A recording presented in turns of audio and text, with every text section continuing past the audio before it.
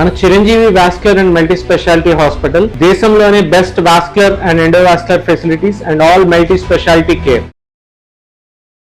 Suman TV ప్రేక్షకులకు నమస్కారం. July 21 నుంచి 31వ తారీఖు వరకు కుంభరాశి వారికి ఏ విధంగా ఉండబోతుంది, పాటించాల్సిన పరిహారాల గురించి తెలియజేయడానికి ప్రస్తుతం మనతో పాటు ఉన్నారు ఆస్ట్రో యోగం నిర్వాహకులు, ప్రముఖ జ్యోతిష్యులు బ్రహ్మశ్రీ నందిబట్ల శ్రీహరి శర్మ గురుగారు. వారితో మాట్లాడతాం. గురుగారు నమస్కారం. గురుగారు, వాగర్థవివ సంపృక్తౌ వాగర్థ ప్రతిపత్తయే జగతః పితరౌ వందే పార్వతీ పరమేశ్వరౌ. ఆదిత్యాయ చ సోమాయ మంగళాయ బుధాయ చ గురు శుక్ర శనిభ్యశ్చ రాహవే కేతవే నమః. శృంగేరి జగద్గురు పీఠాధిపతులకి, కంచి పీఠాధిపతులకి నమస్కారములు తెలియజేసుకుంటూ కార్యక్రమాన్ని ప్రారంభిద్దాం. గురుగారు, మరి 21 నుంచి 31 తారీఖు వరకు కుంభరాశి వారికి ఎలా ఉండబోతుంది? గ్రహ సంచారం వలన ఏం మార్పులు జరిగి ఎలా ఫలితాలు ఉండబోతున్నాయి గురుగారు?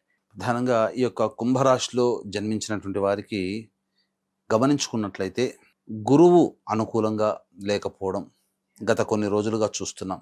అంటే అంతకుముందు యోగదాయకంగా ఉన్నప్పటికీ గురువు అనుకూలంగా లేకపోవడం వల్ల కొన్ని సమస్యలు కొత్తవిగా ఏర్పడడం, ముఖ్యంగా రుణబాధలు పెరగడం, ధన ఇబ్బందులు, లక్ష్మీ ప్రాప్తి కలగకపోవడం, ఆర్థిక పరంగా ఇబ్బందులు ఎదుర్కోవడం అనేటువంటిది మనం చూస్తూ ఉన్నాం.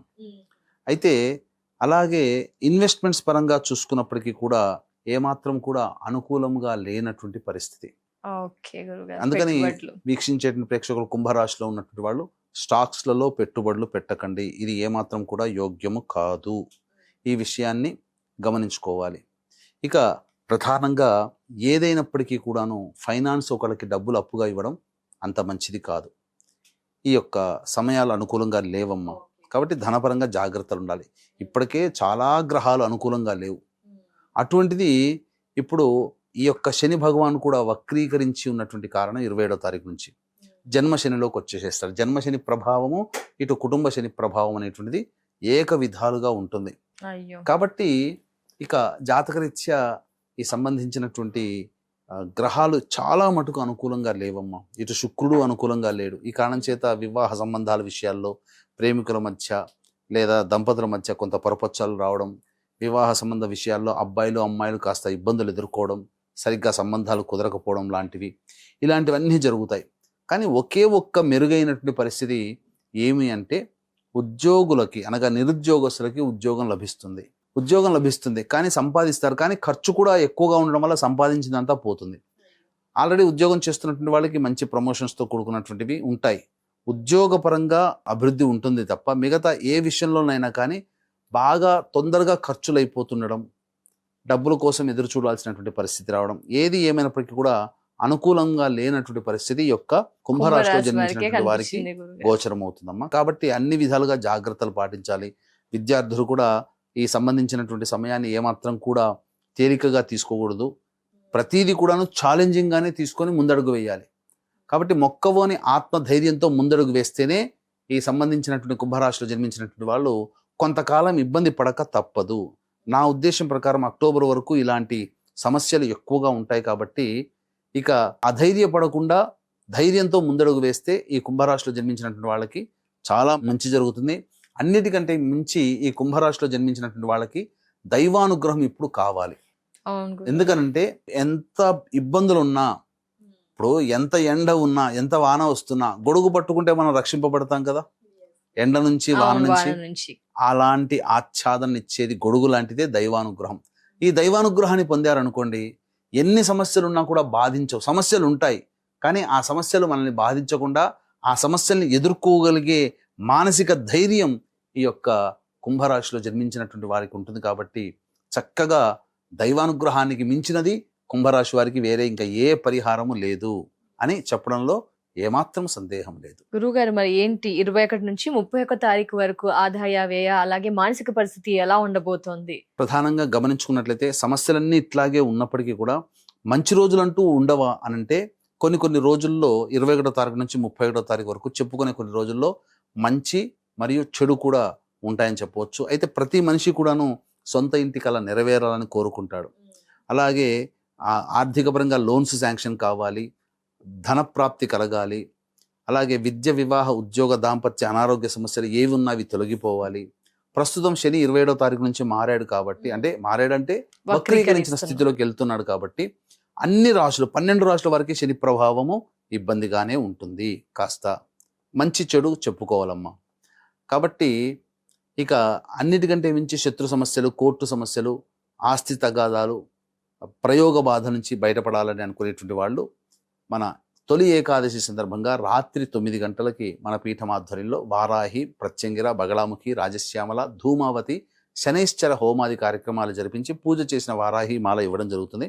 అవకాశం ఉన్నటువంటి వాళ్ళు స్క్రీన్పై కనిపిస్తున్న నెంబర్కి 25వ తారీఖు రాత్రి 8 గంటల లోపల గోత్రనామాదులు నమోదు చేసుకోవచ్చు.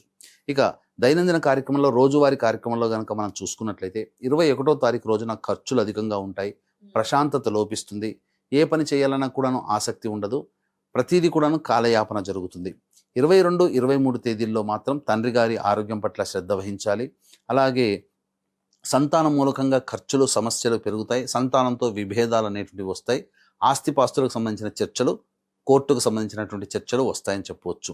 ఇక 24, 25, 26, 27, 28 ఈ 5 రోజుల పాటు అనూహ్యముగా అన్ని విధాలుగా యోగదాయకంగా ఉంటుంది. సమయానికి ఖర్చులకి తగ్గట్టుగా సంపాదన లేదా ధనము చేకూరడం, తద్వారా కొంత మానసికమైనటువంటి ప్రశాంతత ఉంటుంది. సంతోషంగా కుటుంబ సభ్యులతో ఆనందంగా గడుపుతారని చెప్పవచ్చు. ఇక 29, 30, 31 ఈ తేదీల్లో గనక చూసుకున్నట్లయితే ప్రధానంగా ఈ యొక్క కుంభరాశిలో జన్మించినటువంటి వారికి అనుకూలత తక్కువగా ఉంది. ఏ పని చేసినప్పటికీ కూడాను కొంత ఇబ్బందికర పరిస్థితులు అనేటువంటివి ఉంటాయి. వృధా ప్రయాణాలు ఎక్కువగా ఉంటాయి, మానసికమైనటువంటి పరిస్థితి సరిగ్గా ఉండదు, నిద్ర పట్టక ఇబ్బంది పెడుతూ ఉండడం, అలాగే ఏ పని చేస్తున్నా ఆ పనులలో ఆటంకాలు అనేవి ఉండడం, ధనప్రాప్తికి అనగా జీతం ఎప్పుడు వస్తుందా, రాని బాకీలు ఎప్పుడు వసూలు అవుతాయా, ఇస్తానన్న వాళ్ళు ఎప్పుడు ఇస్తారా అని ఎదురు చూడాల్సిన పరిస్థితి వస్తుంది. అంతగా ఖర్చులు అనేటువంటివి ఈ ఆఖరి రోజుల్లో ఈ యొక్క కుంభరాశిలో జన్మించినటువంటి వారికి ఉంటాయని చెప్పొచ్చు. ఏది ఏమైనప్పటికీ కూడాను శని అనుకూలంగా లేడు, రాహు అనుకూలంగా లేడు, కుజుడు అర్ధాష్టమ కుజ ప్రభావము. కాబట్టి వాహనాన్ని నడిపేటప్పుడు జాగ్రత్తలు పాటించాలి. ఈ యొక్క కుంభరాశి వారు తల్లిగారి ఆరోగ్యం పట్ల శ్రద్ధ వహించాలి. అలాగే బుధుడు అనుకూలంగా లేడు, గురువు అనుకూలంగా లేడు, శుక్రుడు, కేతువు, ఒక్క రవిగ్రహము తప్ప ఏ గ్రహము కూడా అనుకూలంగా లేదమ్మా. కాబట్టి దైవానుగ్రహాన్ని పొందే ప్రయత్నము తప్పకుండా చేయాల్సిందే, అందులో సందేహం లేదు.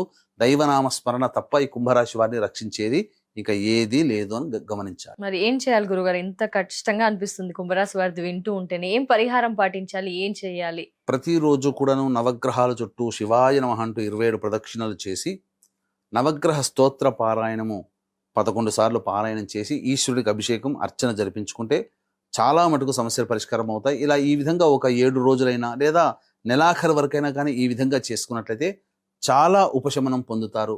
లేదు ఇంతకంటే గొప్పగా నవగ్రహాన్ని శాసించే అంతరిక్ష దేవతలైనటువంటి దశమహావిద్యలలో భాగంగా ప్రత్యంగిర, బగళాముఖి, వారాహి, రాజశ్యామల, ధూమావతి, శనైశ్చర హోమాది కార్యక్రమాలు మన పీఠం ఆధ్వర్యంలో జూలై 25వ తారీఖు రోజున తొలి ఏకాదశి సందర్భంగా జరుగుతున్నాయి.